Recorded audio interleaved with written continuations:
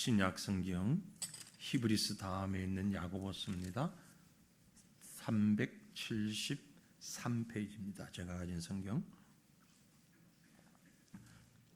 야고보서 3장 1절부터 12절 말씀, 우리 한 절씩 뜻을 생각하시면서 저와 여러분이 번갈아서 이 말씀을 읽겠습니다. 3장 1절부터 12절 말씀입니다.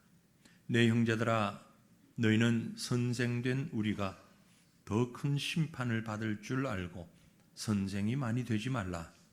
우리가 다 실수가 많으니 만일 말에 실수가 없는 자라면 곧 온전한 사람이라 능히 온몸도 굴레 씌우리라. 우리가 말들의 입에 재갈 물리는 것은 우리에게 순종하게 하려고 그 온 몸을 제어하는 것이라.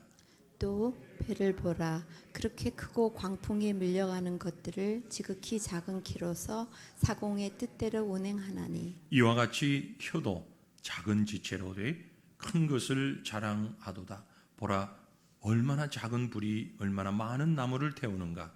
혀는 곧 불이요 불의의 세계라. 혀는 우리 지체 중에서 온몸을 더럽히고 삶의 수레바퀴를 불사르라니, 그 사르는 것이 지옥불에서 나느니라. 여러 종류의 짐승과 새와 벌레와 바다의 생물은 다 사람이 길들일 수 있고 길들여 왔거니와, 혀는 능히 길들일 사람이 없나니 쉬지 않은 악이요 죽이는 독이 가득한 것이라. 이것으로 우리가 주 아버지를 찬송하고 또 이것으로 하나님의 형상대로 지음을 받은 사람을 저주하느니, 한 입에서 찬송과 저주가 나오는도다.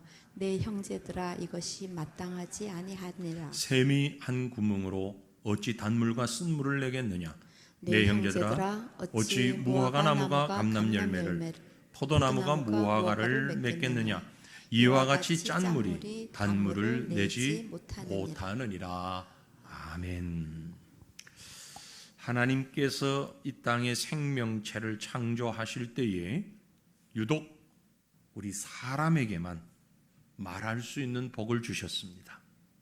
사람 이외에 다른 짐승, 동물, 식물 나름대로의 의사소통이 약간은 가능하다고 할 수는 있지만, 소리를 낸다고, 표현을 한다고, 그것이 언어라고는 말할 수 없습니다.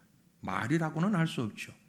오직 사람에게만 언어를 주셨습니다. 말할 수 있는 그런 지혜를, 그런 능력을 주셨지요.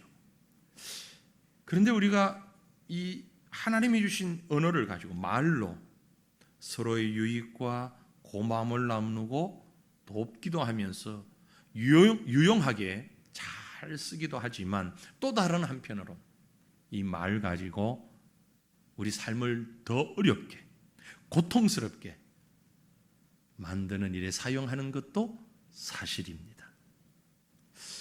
말이라고 하는 것은요, 단지 내 마음에 있는 것을 전달하기 위한 수단, 그 이상입니다. 오늘 본문 말씀에 우리가 읽은 말씀을 보니까 사람의 말을 통해서 사망의 독이 나가기도 하고, 또 사람의 말을 통해서 하나님의 복이 나가기도 합니다. 사망의 독이 나가기도 하고 하나님의 복이 나가기도 하는 거죠. 그러니 사랑하는 성도들이여, 우리의 말은 독의 통로 혹은 복의 통로가 되기도 하는 것이라는 사실을 기억하시기를 바랍니다. 유용하시기를 바랍니다. 그래서 말을 잘 사용하는 훈련을 하고 잘 사용해서 그 말로 인해서 하나님의 뜻을 이루어갈 수 있기를 원합니다. 마태복음 12장 34절로 35절에 보니, 독사의 자식들아, 너희는 악하니 어떻게 선한 말을 할 수 있느냐. 이는 마음에 가득한 것을 입으로 말함이라. 악한 자들, 마음에 가득한 악을 입으로 말한다 라고 말했습니다. 반면에 선한 사람은 그 쌓은 선에서 선을 내고, 선한 것을 내고, 선한 것을 낸다는 것은 선한 말을 낸다는 거죠. 앞에서 한 말을 이어서 보면, 악한 사람은 그 쌓은 악에서 악한 것, 악한 말을 낸다. 라고 말씀하고 있어요. 마음에 사망의 독이 가득 차 있으면 입을 통해서 그 독이 밖으로 흘러내고, 마음에 하나님의 은혜가, 하나님의 마음이, 하나님을 향한 찬송이 가득 차 있으면, 모든 것이 은혜라고 고백하면 복된 것들이 입을 통해서 나올 수 있게 된다라는 얘기입니다.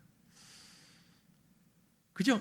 보통 사람들이 얘기하는 것처럼 생각나는 대로, 마음에 있는 대로 말하면 되지, 뭐 그리 복잡하게 생각하냐? 그렇지 않습니다.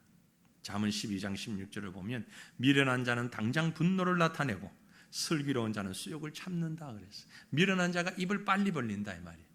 당장 분노를 나타낸다. 당장 입으로 화를 드러낸다. 그런 말. 분노를 나타낸다. 우리말에 화가 난다. 화가 난다. 화가 뭐예요? 불이잖아요. 불화. 물론 다른 표현, 다른 의미도 있지만 화가 난다. 불이 난다. 어디서부터? 마음에서부터. 불의 특징은 뭐죠? 번지는 거죠. 마음에서부터 생겨난 불이 입을 통해서 번지고, 입을 통해서 나온 불이 다른 사람의 귀를 통해서 다른 사람의 마음에까지 번지게 되는 거죠.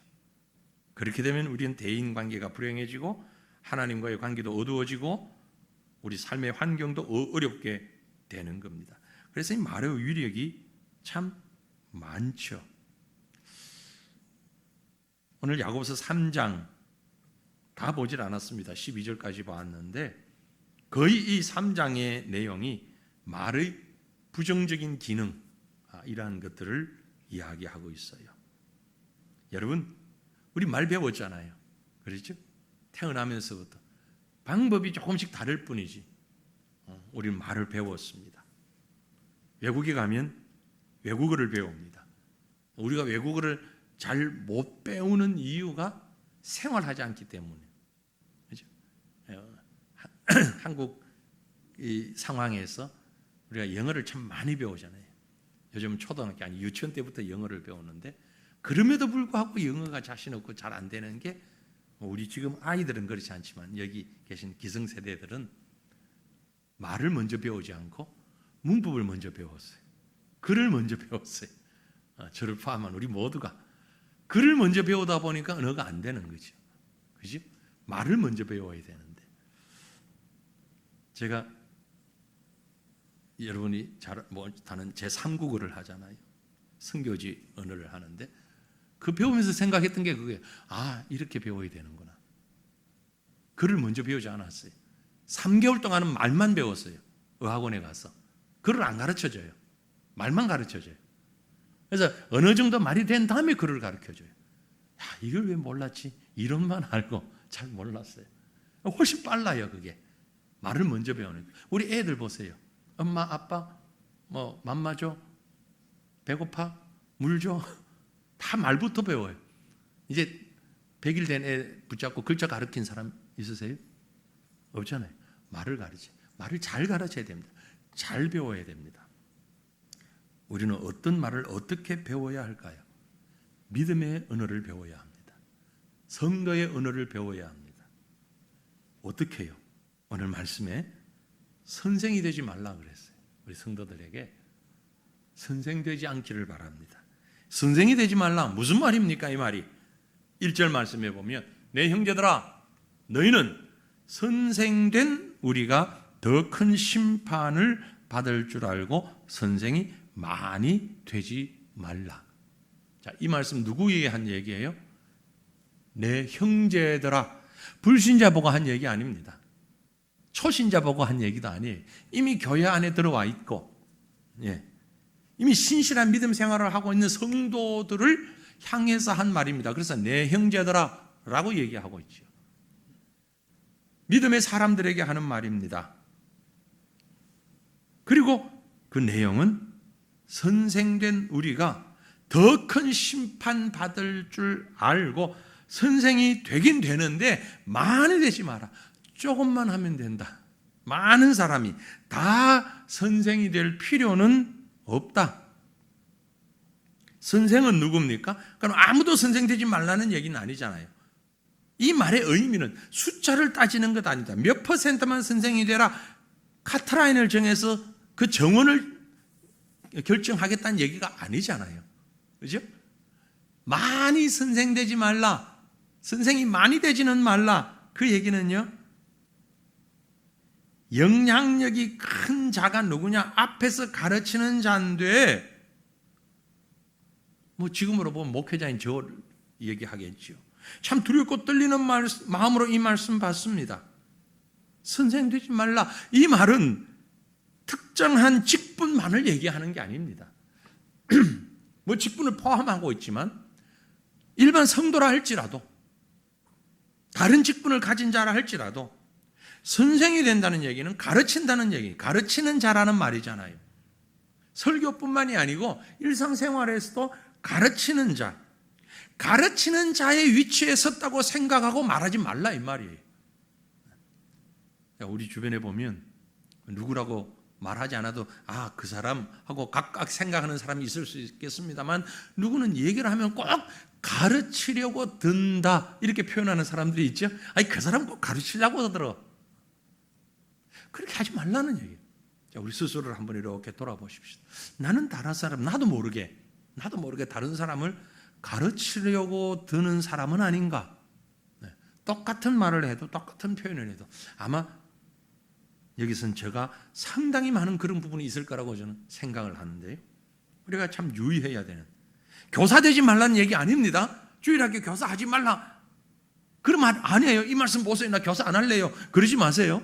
교사 안 한다는 말을 이 야고보서 3장 말씀 가지고 와가지고 나 교사 안 할래요, 그러지 마세요. 그 말 아니고, 우리 일상생활 가운데서 누구를 가르치려고 하는 그런 자세 하지 말라. 좀 더 구체적으로 말하면 선생이 많이 되려고 하지 말라는 얘기는 무슨 의미인가 하니까, 모든 말을 신중히 하라는 의미입니다.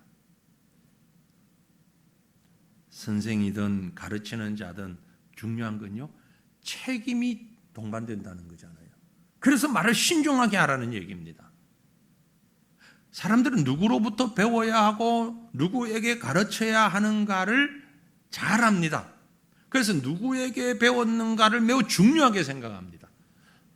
매우 중요하게 생각합니다. 여러분, 혹시 기독교 서적을 한번 사서 읽어보고 싶은데 어떤 책을 좀 사서 읽을까? 예를 들어서 조금 마음이 동해가지고 생각이 있어가지고 이런 주제의 책을 한번 찾아서 읽어보자 해서 인터넷 서적이든 아니면 이런 서점이든 가서 책을 살 때, 고를 때에 유의해야 하는 것은요, 제목만 보고 사지를 말고 저자가 누구인지를 보잖아요.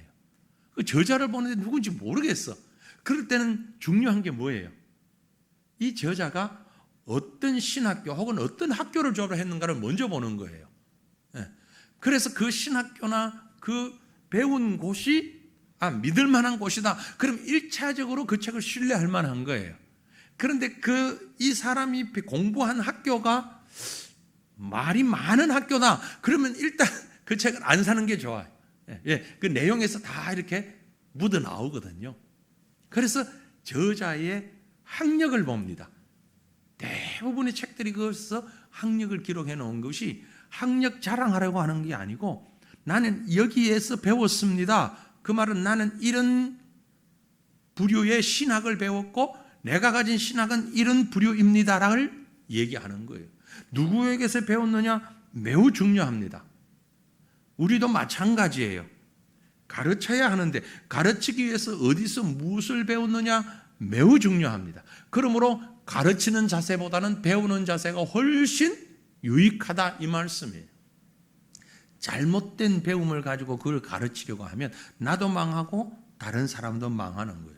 이건 제가 하는 얘기 아니에요. 예수님의 말씀이에요. 마태복음 15장 14절에 보니까 그냥 두라, 그들은 맹인이 되어 맹인을 인도하는 자로다. 만일 맹인이 맹인을 인도하면 어떻게? 둘이 다 구덩이에 빠진다.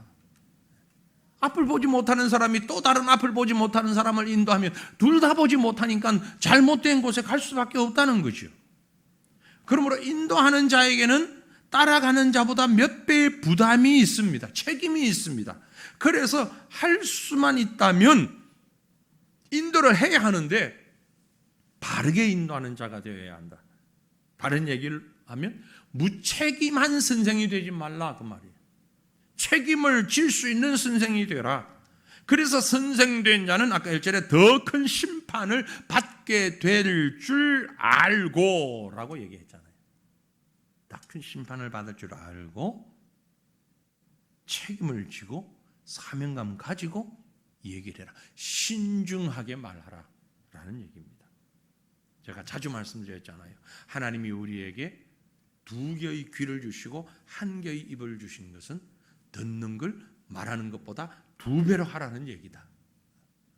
꼭 산술적으로만 얘기하는 것이 아니지만 듣는 것보다 말하는 것이 적어야 되는데 어떤 분하고 얘기하려고 그러면 내가 말을 틈이 얼마나 말을 많이 하는지 내가 말을 틈이 없는 그런 상대가 있죠. 그런 분하고 얘기하고 나면 우리가 어때요? 돌아서서 아이고 피곤하다 느끼잖아요. 아이고 피곤하다. 내가 뭐 말을 하려고 그러면 막 더 많이 말을 하니까 때로는 내 말을 오해하기도 하고 그래서 내 말을 이해를 시켜야 되는데 이해시킬 기회를 하죠. 이게 피곤할 수밖에 없죠. 말하는 것을 듣는 것보다 신중하게 하라. 그 말씀에 선생이 많이 되지 말라 하는. 또 다른 의미는요. 모든 말을 할 때 그 말에 실수가 적게 하라는 거예요. 예수 믿기 이전 우리의 모습은 어떻습니까? 예수 믿기 전 우리의 모습은 어떤 면에서 보면 살아있지만 움직이지 못하는 식물 인간과 같다라고 본다면, 왜냐하면 세상 정욕에, 육체의 정욕에, 죄악의 정욕에 붙잡혀 살았기 때문에 영적으로 보면 아무도 할 수 없는 식물 인간이죠. 그러나 예수 믿은 이후 우리의 삶은 마치 머리는 살아있는데 수족이 마음대로 움직이지 않는 사람과 비슷하지 않을까? 왜? 머리는 살아있어 가지고 생각은 하는데 통제가 안 되는 게 있어요. 그 통제가 안 되는 게 뭐냐? 입이에요. 입이 통제하기 너무 어렵다는 얘기예요. 때때로 우리는 해서는 안 될 말들을 쏟아낼 때가 있습니다. 홧김에 마음이 없는 말도 쏟아내고 하지 말아야 할 말도 쏟아내고 그게 우리의 공통적인 모습이긴 하죠. 왜? 우리 사실 죄인이니까. 하지만 여러분 우리가 늘 말에 신중할 수 있기를 바랍니다. 그래야 실수가 없어요. 완벽하게 실수 없는 말을 하고 살 수는 없겠지만 최대한 실수 없는 말을 했으면 좋겠습니다. 그러기 위해서는요. 믿음의 말을 많이 하면 좋을 것 같아요. 믿음의 말을. 그러면 우리 자신이 통제가 되잖아요. 그 말씀 때문에, 그 믿음 때문에. 믿음의 마음, 믿음의 그릇에 우리 말을 한번 담아 봅시다. 믿음이라는 그릇에 우리 마음을 담아 보면, 말을 담아 보면 우리 말이 절망보다는 희망의 말이 나올 수 있고요. 과격한 말보다는 온화한 말이 나올 수 있는 거죠. 불평하는 말보다는 감사하는 말이 나올 수 있는 거죠. 사실 우리 말은 신체도 깊이 영향을 미친다고 그럽니다. 자기 자신의 신체가 1번이고 그 다음엔 듣는 사람의 신체예요. 우리가 말을 하면 제일 먼저 내가 먼저 듣잖아요. 그죠? 그 말이 무슨 말이든 내가 먼저 듣잖아요. 그래서 그 말이 나의 뇌 속에 어느 중추신경을 지배하고 그것이 우리의 어떤 육체를 움직이는 신경도 지배한다는 거죠. 그래서 의학적으로도 언어치료법이라는 게 말을 잘하게 치료한다는 것이 목적이 아니고 말을 잘함으로 인하여서 몸의 다른 부분까지 치료한다라는 얘기죠. 그게 바로 혀를 조정해가는 능력입니다. 그게 사실은 신앙적으로 보면 성숙의 정도죠. 2절 말씀에 우리가 다 실수가 많으니 만일 말에 실수가 없는 자라면 곧 온전한 사람이다. 그렇죠? 얼마나 이렇게 되었으면 좋겠습니까? 말에 실수가 없는 사람, 온전한 사람. 하나님께서 우리에게 주신 은혜라는 선물을 통해서 말에 실수가 없이 하나님 앞에서 온전한 사람으로 성숙해 나가는 우리가 되기를 간절히 바랍니다. 그러기 위해서는 우리가 해야 할 일이 혀를 길들여야 되는데 이 혀를 길들이는 일이 매우 어려운 일이에요. 사실 그죠? 우리가 다 알잖아요. 다 살아와 봤잖아요. 경험해 봤잖아요. 이 입을 길들인다는 게 오늘 성경에 보니까 혀를 길드는 게 얼마나 어려운 일이고 그럼에도 불구하고 꼭 해야 되는 일인가 하면 말의 입에 재갈을 물리는 것 같아요. 말 타고 다니는 말을 입에 재갈을 왜 재갈을 물립니까? 이유는요, 우리 읽었던 3절 말씀에 우리가 말들의 입에 재갈 물리는 것은 우리에게 순종하게 하려고 온몸을 제어하게 하기 위하여서 말에게 재갈을 먹이는 것처럼 우리 입에도 재갈을 먹여야 된다. 우리 입에도 하나님의 말씀으로 통제해야 된다, 그런 얘기예요. 야생말을 길들이는 게 얼마나 어려운지 우리가 들어서 알잖아요. 우리 입을 길들이는 것도 그와 같은 것입니다. 억지로 안 돼. 그래서 재갈이라도 먹여야 돼. 재갈이라도 꽉 물려서 우리 입을 통제해야 되는 거예요. 왜냐하면요, 우리 혀는 배의 키처럼 아주 작지만 큰 것을 좌우하고 하기 때문에 그래요. 4절 말씀에 또 배를 보라. 그렇게 크고 광풍이 밀려가는 것들을 지극히 작은 키로서 사공의 뜻대로 운행하느니라. 배의 키는 크지 않아요. 작아요. 하지만 이 작은 키를 잡고 있는 사람의 손끝에서 배의 방향이 결정됩니다. 아무리 큰 풍랑이라고 할지라도 그걸 이기고 지지 않을 수 있는 것은 배의 키를 정확하게 잡고 잘 운행할 때 그렇습니다. 이 성경이 기록될 당시의 사회적 배경으로 보면 배의 키라고 얘기했는데 오늘날로 얘기하면 자동차의 핸들, 그렇죠? 자동차의 핸들을 또 페달을 어떻게 잡고 어떻게 움직이는가에 따라서 자동차가 왔다 갔다 하고 우리 생명이 왔다 갔다 하잖아요. 속도가 왔다 갔다 하잖아요. 위험과 안전이 왔다 갔다 하잖아요. 그래서 우리의 혀는 작은 배를 움직이는 키와 같다. 뿐만이 아니고 또 다른 비유가 있는데 작은 불씨가 화마가 되는 것 같다라고 말씀하고 있어요. 5절 6절 보세요. 이와 같이 혀도 작은 지체로 돼 큰 것을 자랑하도다. 보라 얼마나 작은 불이 얼마나 많은 나무를 태우는가. 혀는 곧 불이요 불의의 세계라. 혀는 우리 지체 중에서 온몸을 더럽히고 삶의 수레바퀴를 불사르나니 그 사르는 것이 지옥불에서 나느니라. 성냥개피 하나 아주 조그만한 것이지만 그게 담배꽁초 불 하나 아주 작은 것이지만 그게 엄청난 산불을 일으킬 수도 있지 않습니까? 그 말을 하고 있는 거예요. 이 불은요 엄청난 전염성과 엄청난 파괴력을 가지고 있습니다. 우리가 경험했잖아요. 눈에도 보이지 않는 코로나 세균, 그것 때문에 온 나라가 아니 전 세계가 수년 동안 올스톱되고 사람들이 모이지도 못하고 예배도 못 드리고 얼마나 많은 일들이 있었습니까? 얼마나 많은 생명을 잃었습니까? 이게 바로 작은 것이 크게 영향력을 끼치는 거예요.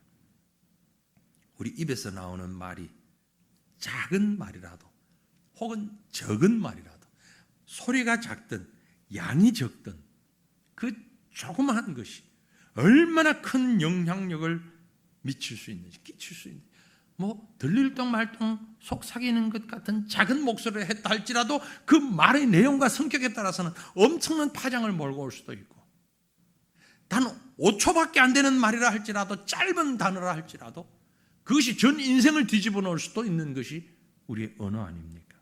그래서 우리 혀를 잘 통제하고 훈련해야 된다는 거죠. 특별히 하나님 앞에서 우리의 영적인 모습이 이렇게 세워져 가기 위해서는 그래서 오늘 말씀해 보면 입을 잘 다스려야만 한다. 입을 잘 다스려야 한다. 죽고 사는 게 말에 딸렸습니다. 우리 성경에 12명의 정탐꾼 얘기 잘 알잖아요. 가나안을 정탐했던 이스라엘의 정탐꾼 10명이 한 말과 2명이 한 말이 너무나 달랐습니다. 아이고 그 앞에 가니까 우리는 메뚜기보다도 못한 사람들이더라 하는 말을 한 사람과 아니야 하나님이 우리에게 맡기셨으면 저들은 우리의 밥이야. 어떻게 똑같은 상황을 보고 두 종류의 말이 그렇게 나왔을까요? 믿음이죠. 믿음. 그래서 우리 입은 이 말도 할 수 있고 저 말도 할 수 있습니다. 그런데 다스려야 됩니다. 어떻게 해요? 입의 이중성을 통제해야 됩니다. 마치 독사의 혀가 갈라진 것. 물론 뱀의 혀가 갈라져 있는 것은 후각 또 여러 가지 먹이를 찾고 적을 발견하고 이런 기능이 있다고 하지만 우리 눈에 보이기에 그저 혀가 끝이 갈라져 있잖아요. 그래서 독사의 혀, 뱀의 혀라고 말을 했는데 둘이 갈라져 있는 것. 8절 말씀에 혀는 능히 길들일 사람이 없다. 쉬지 아니하는 악이요 죽이는 독이 가득한 것이 혀다. 뱀의 혀가 그 끝이 갈라져 있는 것처럼 사람의 입에서 나오는 말의 이중성을 지적하고 있는 말입니다. 어찌 찬송하는 그 입술로 이웃을 저주하겠느냐라는 얘기죠. 이웃에게 욕하는 그 입으로 어떻게 하나님을 찬송하겠느냐라는 거죠. 그런데 참 이상해요. 뭐 이상한 건 아니고 우리가 이유는 있지만 우리 속에 있는 죄가 이유이긴 하지만 우리 마음에 있는 이 섭섭한 마음, 불편한 마음은 참 빨리도 혀로 나와요. 그럴 때 없습니까? 아니 그 말 안 했으면 되는데 그 마음에 조금 불편한 걸 참지를 못하고 가두어두지를 못하고 그만 입으로 튀어나와버려요. 나오라고 하는 감사의 말은 안 나오고 찬송은 안 나오고 말씀은 안 나오고 나오지 말아야 될 잘못된 말만 나올 때가 얼마나 많이 있습니까? 그러므로 우리 혀의 이중성 통제하라. 길들여야 된다. 어떻게 해요? 성령께 의지해야 합니다. 더 나아가서 마음을 먼저 다스려야 돼요. 마음이 통제되어야 입이 통제가 됩니다. 마음이 통제가 안 되면 입이 통제가 안 돼요. 그럼 마음이 어떻게 통제가 되어야 되느냐? 눈에 보이는 것으로 비유적으로 말씀을 드리면 먼지가 많이 있는 땅, 바싹 말라서 먼지가 많이 있는 땅은 조금만한 바람이 불어도 또 조그만한 물건이 떨어져도 그 먼지가 사방으로 날립니다. 그렇죠? 그러나 그 땅이 촉촉하게 젖어 있으면 아무리 바람이 불어도 먼지가 나지 않아요. 물에 젖어 있기 때문에. 애들이 뛰어다녀도 먼지가 나질 않아요. 그러나 메마른 땅에는 조금만 움직여도 먼지가 풀풀 나요. 우리 마음도 마찬가지예요. 우리 마음에 메말라 있고 우리 마음에 잘못된 그런 사망의 찌꺼기들이 가득 차 있으면 조금만 바람이 불어도 먼지가 풀풀 나고 악한 말, 악한 생각 그게 막 입으로 나온단 말이에요. 그래서 아니 그 정도 말이에요. 그 정도 이래 뭘 이렇게 화를 내냐? 뭐라고 우리가 의아할 때가 있는데 왜냐하면 그분의 마음이 지금 메말라 있어서 그래요. 우리 마음이 메말라서 바짝 말라 있으면 조그만한 상처가 되는 말이다 화가 불같이 일어나는 거예요. 막 온갖 찌꺼기가 다 일어나는 거예요. 그러나 우리 마음이 성령의 은혜로 촉촉하게 젖어 있으면 웬만한 말을 들어도 먼지가 일어나질 않아요. 여러분 이제 가을에 산불 조심해야 되잖아요. 왜 가을에 산불이 많이 납니까? 건조한 날씨 때문에 그런 거잖아요. 건조한 날씨 때문에 그 불이 조금만 있어도 쫙 번져나잖아요. 어떻게 됩니까? 물을 뿌려야죠. 여러분 왜 우리 마음에 화가 자꾸 나느냐? 그런 분은 마음에 성령의 은혜의 단비로 촉촉히 적셔 주시길 바랍니다. 성령의 은혜로 적셔 주셔야 돼요. 그 마음을 자꾸 통제하고 메마르지 않도록 해주셔야 돼요. 어떻게 해요? 말씀으로, 기도로, 은혜의 시간들로 우리 마음이 촉촉하게 젖었어. 그러면 불평, 불만, 원망 이런 것들이 일어나려고 마음에 떨어져도 그만 그대로 툭 주저앉아 버리고 마는 거예요. 마음이 통제가 되면 입은 저절로 통제가 되는 거예요. 가만히 한번 자신을 돌아보세요. 마음이 삭막할 때 우리 입이 어땠는지, 마음이 촉촉할 때 우리 입이 어땠는지 한번 돌아보시길 바랍니다. 그리고 하나님 앞에 기도할 수 있기를 바랍니다. 하나님이 제게 참 말할 수 있는 언어라고 하는 말을 할 수 있는 생각과 마음을 표현할 수 있는 이 놀라운 선물을 주셨는데 우리에게 그죠? 다 이 엄청난 선물을 받았는데 이 언어를 통해서, 말을 통하여서 나 자신이 또 우리 주변의 사람들이 하나님의 선한 영향력에 사로잡힐 수 있도록 그렇게 내 입을, 내 혀를 사용해 주십시오. 내 혀로 인하여서 나와 다른 사람들이 정말 화만 번져나가는 그런 원인 제공자가 되지 않게 해주시고, 우리 입에서 나오는 말 통하여서 우리 심령의 뿌리에서부터 하나님의 백성의 모습이, 하나님의 은혜의 찬양이, 그 고백이 끊임없이 솟아나는 그런 아름다운 모습이 우리에게 풍성하도록 허락하여 주시옵소서. 이렇게 기도하는 이 밤 저와 여러분 될 수 있기를 간절히 바랍니다. 우리 함께 기도하기